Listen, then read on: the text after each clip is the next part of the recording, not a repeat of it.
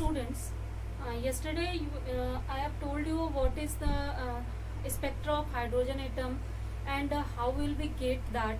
Actually, I summarized the spectra of hydrogen atom with the result of Bohr model and other things. So still I have only told you about the Rutherford model. I will tell you later what is the concept of Bohr model. But first, I think I should clear all the concept of the spectra of hydrogen atom. So let's see what is the energy level diagram for the hydrogen atom. As we got 5 series in hydrogen atom spectrum, means if any electron transmit from higher energy level to n equal to 1, then we get series for Lyman series. If any electron or electrons transit from higher to this n equal to 2, then we get Balmer series. And if from higher to n equal to 3 they transmit, then we get Paschen series. If from higher to n equal to 3, not n equal to 3, n equal to 4 they transmit, then we get Brackett series. And from higher to n equal to 5, if they transmit, then we got Pond series. Clear? This is simple, very simple, in which the final level is same. Means from any higher level, the electron from any higher level have to come to a certain level, and we will get to for that the wavelength and the arrangement of wavelength lies within some definite region. Like for Lyman series, all wavelengths lie in the region of ultraviolet. In Balmer series, all wavelengths lie in the range of visible light. In Paschen series, all wavelengths lie in the range of near infrared. In Brackett series, wavelengths lie in the infrared region. And in for Pond series, wavelengths lie in the region of far infrared. So this is the total. This is called energy level diagram. This is energy, and here we are taking principal quantum number or simple orbital number for atom. And this was the postulates of actually Bohr, and I will tell you later. And he categorized atomic orbital in such a manner, means in such an integral manner after the failure of Rutherford model. But I will tell you that later. First we have to only keep in mind if there are some levels n equal to 1, n equal to 2, 3, 4, 5, 6 and so on, then simply when any electron from higher to lower, if that will then definitely we will get some series for or some wavelength for any atom. And this is called Lyman series. Actually this is called series because we get here a lot of wavelengths or a series of wavelengths, not only only a single wavelength. So that's why the collection of these wavelengths are series. We can also denote the particular wavelength, particular transmission by L alpha, L beta, L gamma, L delta and so on. Similarly, we can here also get beta alpha, beta gamma, B alpha, beta. So in the such manner we can easily assign the name for the every wavelength in the series. So this is the energy level diagram for hydrogen atom, and how we can get different series and how their frequency or wavelength lie in the region of different lights wavelength region. Okay. So now I think this is clear to you what is hydrogen spectrum and how can we get hydrogen spectrum and what will be the spectral series for the hydrogen atom. And from this energy level diagram it is more clear that how can electron transmit and what series will we get. Now let's see what was the limitations of the Rutherford atomic model. Why we need a new model again, why we have Bohr model. So for before knowing that, I think you must know what is the limitation and in which factor Rutherford model failed. So First is that, as you know that according to Rutherford model, if any electron electron is mounted to the nucleus, and that simply if it is moving in the circular field, then it will need some centripetal force, and that due to that centripetal force is provided by electrostatic attraction. You know all that. It means that electron must have the accelerated motion, and according to electromagnetic theory, accelerated motion there is emission of radiation in form of electromagnetic wave. So if electron will radiate energy continuously, then its path will be something is such types of spiral. And finally, if electron is continuously emitting its energy, then it will lose its energy, and due to the loss in energy it will comes to the lower orbit, and obviously finally again after radiation of energy, after losing its energy, it will finally fall in the nucleus. So it means that Rutherford model was unable to explain the stability of the atom. The most important problem, stability of the atom, is not explained by the Rutherford model, as this problem was also in the model of Thomson. So again the problem is here the stability is the problem. And second thing is that according to Rutherford model, electron emits energy continuously in form of electromagnetic wave. It means that we must have continuous range of frequency or wavelength in the spectrum of a hydrogen atom or other atom. But in atomic spectra, if we see that we always get line spectrum, means particular wavelength, not a continuous wavelength of light. It means that it also fails to explain the spectra of a spectral series of the atoms. So these are the simply limitations of the Rutherford model. The most important limitation was that simple spectral. It is failed to explain spectral series, and also the stability concept of atom was not explained with the help of this Rutherford model. So to overcome these two difficulties, Bohr tried to give a new model, which model is called quantum model of the atom. After the discovery of, or after the explanation of particle nature of light, as Planck gave his idea already.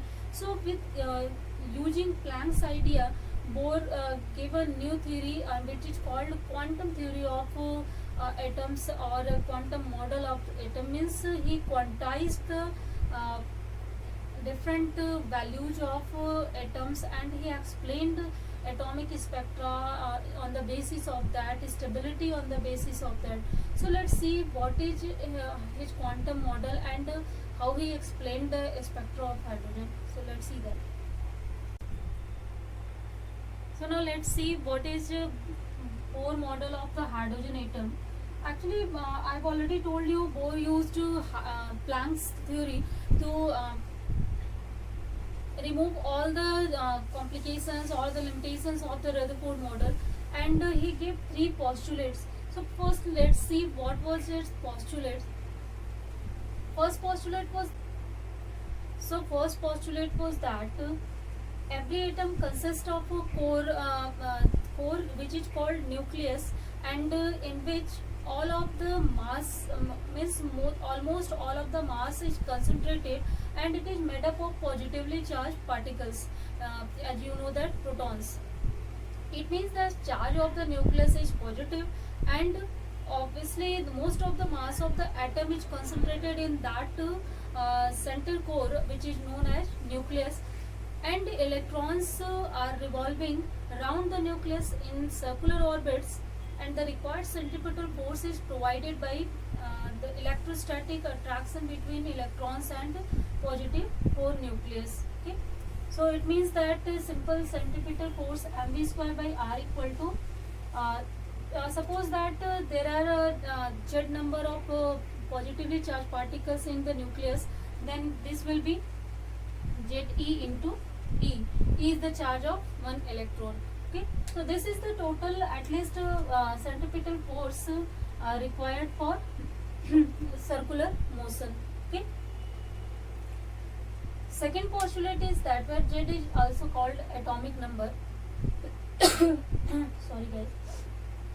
Second is that electrons revolve around the nucleus in certain circular orbits which are non-radiating. It means that those orbits are also called stationary orbits. Means electrons are not revolving in every circular orbits. They are revolving in certain circular orbits which are non-radiating, and they are called stationary orbit. And there is one condition for that: the angular momentum of that stationary orbit is integral multiple of h upon 2 pi. So h of, as you know that h is Planck constant, and the value of n will be, as I told you, this is integral multiple, then obviously value must be integer, that will be 1 2 3 4 and so on. So from here it means that angular momentum of is quantized, means the electronic angular momentum must be quantized for the revolution of electron round the nucleus. So this is the most important condition for Bohr. From this condition easily the problem of stability of the atom can be resolved. Again I want to tell you this condition. The condition is that electrons are revolving around the nucleus in certain circular orbits which are non-radiating and called stationary orbit, and every stationary orbit has a constant angular momentum which is integral multiple of h upon 2 pi, where a value of n is 1 2 3 4 5 6 and so on. It means that angular momentum of electron within an atom is quantized. Okay. Next, third postulate is that electrons can make transitions from higher to lower energy level or higher to lower orbits, and if one more thing is that if they have suitable frequency or suitable energy to make transition between two levels which are fixed by second postulates, then they will emit energy, electromagnetic energy, which will be the difference between the energies of that two orbits or that two levels. Simply suppose that this is nucleus, this is the energy level E1, this is E2. Suppose that there are two orbits and electrons is making transition from this orbit to this, then it will emit electromagnetic wave, and with the help of Planck's law, as you know that energy will be equal to h nu, where nu is the frequency of incident emitted radiation. And one more thing is that electrons cannot be only come here, it must have to come to this level. After that any emission will take place, and that emission, that energy will be equal to simply difference between the energy of this level and this level, is E2 minus E1. So clearly this is the quantum concept, quantized concept, and he used Planck constant to explain all the phenomena, and from here the quantum theory of atom is started. So that's why Bohr model is known as quantum model of hydrogen atom or atoms. So he successfully explained the spectra of hydrogen atom with his quantum model, and I think postulates of Bohr is now clear to you. Simple postulates. I think this postulate is equal to Rutherford, but this is new. In Rutherford model, there was a postulate that electrons are revolving in every circular orbits. So that was the problem. In every, if they will revolve in every circular orbits, then definitely ultimately they will fall in the nucleus while radiating energy continuously. Here,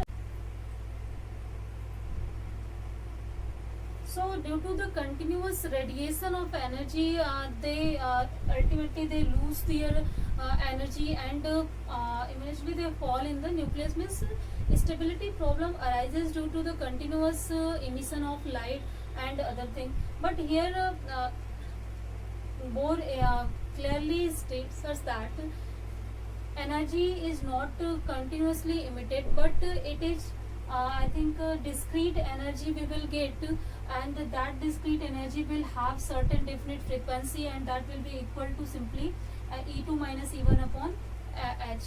So it means that we will get line spectrum in place of continuous spectrum, as electron for the emission of electromagnetic wave or emission of radiation, electron must have to transit from higher to just is lower or other lower energy levels, but it can't be within this two orbits. It must have to transmit from here to here. Okay, so this was the clearly means restriction is imposed on electronic transitions, electrons movement. So that's why with the help of that restrictions, he was able to explain stability as well as discrete spectrum of the hydrogen atom.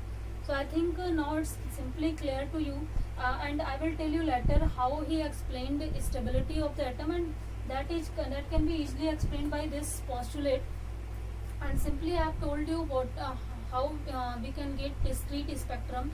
As in case of Rutherford, we got only continuous spectrum, and but here as you know that or seeing that from this formula, definitely we will get some discrete value of frequency or wavelength. So that's why finally we will have line spectra in place of continuous spectra. Okay. So now let's see how can we calculate certain different quantities which with the help of Bohr postulate. Actually, we can easily calculate what will be the velocity of revolving electrons, what will be the radius of circular orbit or stationary orbit, and energy. We can easily calculate all these quantities with the help of Bohr postulate. So let's see one by one how can we calculate that. Firstly, see the radii of Bohr's stationary orbit. Means how can we calculate radii? In very easy manner, we have to only use the postulates of Bohr. As you know that from the second postulates, angular momentum is equal to integral multiple of h upon 2 pi. So definitely you can find out V from here, and after finding V, we have to use it in first postulate, which was the centripetal force is equal to the electrostatic attraction between nucleus and revolving electron. So we have to put the value of V here, and after putting this and after solving this, we can easily calculate the value of R, which is the radius of the radius of the stationary orbit. So simply we can find out this from this equation, in which these all portions are actually constant. We can easily put the value of mass of electron, charge of electron, and other quantities, and can solve that. So simply R depends on two factors. One is n square and second is z. Means R is directly proportional to n square and inversely proportional to 1 by z. It means that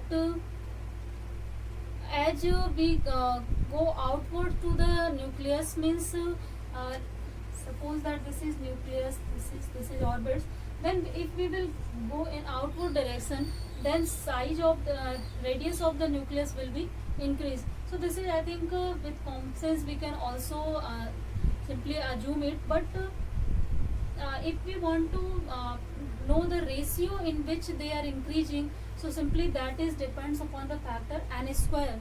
Means simple, if this is n equal to 1, this is n equal to 2, then the ratio will be 4 to 1. So it doesn't mean that they are equally spaced. They are not equally spaced, means orbits are not equally spaced. The spacing of orbits are different for atoms. That's why in energy level diagram, as I already explained you, I have assigned draw the energy levels that was not equally spaced actually, that were simply after going outwards means with higher atomic number, they are decreasing, their spacing are decreasing. Simple, you can also understand that from the this concept. As you will go outwards from the nucleus, then the radius of the stationary orbit will increase, and in which amount you it increase, and if you want to compare two energy levels and spacing between them, then you can compare it from this equation. Okay. Second is that R is inversely proportional to Z, where Z is the atomic number. It means that radius for smaller atoms will be greater than the larger atoms, means which have large number of protons, neutrons. Means atomic number, if atomic number of the atom is increasing, then definitely their radius will be decreasing. They will be more, at least compact and simply dense. So it means that simple, the spacing between lines will be more, when line will decrease as we will go in increasing order of atomic number. So simple, if atomic number is less, then radius will be large, and if even atom will be at a certain definite distance from the nucleus, and also this thing, and as well as this atomic number will increase, then definitely with the increase in atomic number, radius will be radii will decrease, and due to the decrease in radii, you can also say that atom will be more dense, and they have large atomic number. So from these two concepts, you can easily explain what is the radii factor, what will be the spacing, and these types of all things you can explain easily from here. This is a graph between R and N, which is simple, these types of graph. As simply if N will increase, then definitely R will increase in the order of square. Okay. For a hydrogen atom, actually for Z equal to 1, calculated a value for N equal to 1, means first radii of first orbit, that is also called actually Bohr orbit. We call it in the honor of him, we call it Bohr orbit. So radii of first Bohr orbit will be simple, you have to put here 1, here also here 1, and after solving this we will get 0.53 angstrom. This is the radii in hydrogen first orbit, radii of first orbit in hydrogen atom. So for hydrogen atom, simply we can calculate radii of different orbits, and we can also calculate what will be the spacing between them. So I think now this is clear to you. If this is clear, then let's see some more calculations which are used, which we can easily calculate from the. Now let's see what will be the velocity of electron in both stationary orbit. So the calculation is very simple. We have to use the formula for the radii of electron in stationary orbit. Simply radii of circular orbits around the nucleus. So as you know that radii of Bohr orbits is given by just this equation I have told you earlier that, and also we have to use only second postulates, and according to the second postulate, you know that this is mv r equal to nh upon 2 pi. So from here r equal to this will be, and if we will equate these two equations, then we can easily get the value of v. So as you know that this bracket terms is again constant. So if bracket terms are constant, then definitely velocity of electron in Bohr orbit will be directly proportional to atomic number Z, and inversely proportional to number of simply atomic number of different atom. It means that simple. What is the meaning of that? With increasing n, it means with increasing size of the nucleus, or increasing size of the atom, simply velocity of electron will be reduced, or simple, if you will go in higher orbits, then in higher orbits electron will revolve more slowly than the inner orbits. So simple inner orbit electrons revolve with high kinetic energy than the higher orbits. So it means that there is difference in kinetic energy. Their velocity are not uniform. They are even revolving with different velocities. You can also see that, means in different orbit there will be different velocities. In higher orbit, velocity will be velocity is reduced than the simply lower orbits. Means in lower orbit they will revolve with higher velocity with higher kinetic energy. Simple, the distribution of kinetic energy within the atom is also different. If that is decreasing with increase in size of the atom. Okay. Second is that V is directly proportional to Z. It means that if larger is the atom, simple, I'm not talking about size.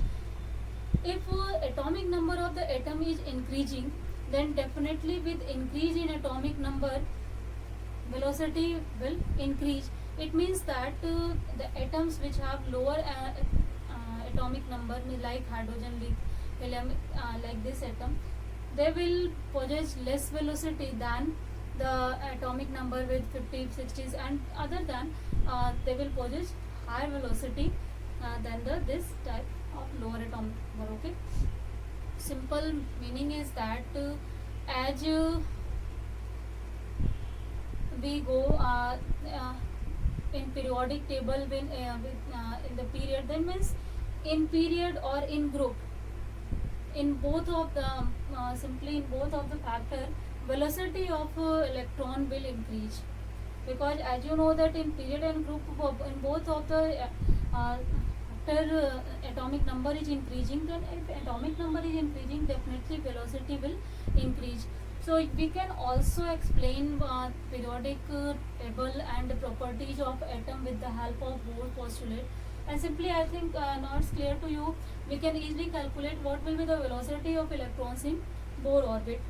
And simply at which factors it will depends on. It will depend only on two factors. First is atomic number, means for different atoms velocity will be different, and also it is also depends on the atomic size, means in different orbits they will revolve with different velocity and different kinetic energy. Clear? So now let's see frequency of electron in Bohr's stationary orbit. As you know that simply what will be the frequency, number of revolution made by the electron in 1 second in any stationary orbit. Simple. So as you know that the formula for simple circular motion and between the linear velocity and angular velocity, that is V equal to R omega, where R is radii of the that stationary orbit and omega is angular velocity of that revolving electron. Okay. So as you know that omega can be written as 2 pi nu, where nu is the frequency. So simple from here nu will be V upon 2 pi R. As you have already learned what will be the value of V and what will be the value of R. With the help of that we can easily calculate what will be the value of frequency. So that you can easily calculate. So that's why I am not here that. Only which factor frequency depends on, let's see that. As you know that velocity is inversely proportional to the atomic number, and also